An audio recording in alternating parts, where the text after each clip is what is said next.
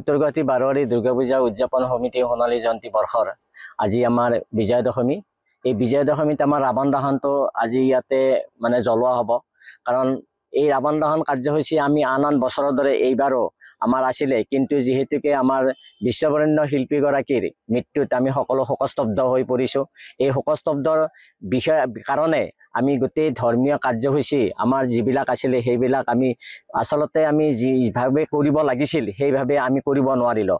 ৰাৱণ দহনটো হৈ আহি আছে আমাৰ সমাজত যিটো দৰকাৰ, ৰাৱণৰ নিচিনা যিটো অসুৰ সেইটো আমি বিনাশ বিচাৰোঁ আৰু সমাজৰ পৰা অপায়মংগল দূৰ কৰিব বিচাৰোঁ।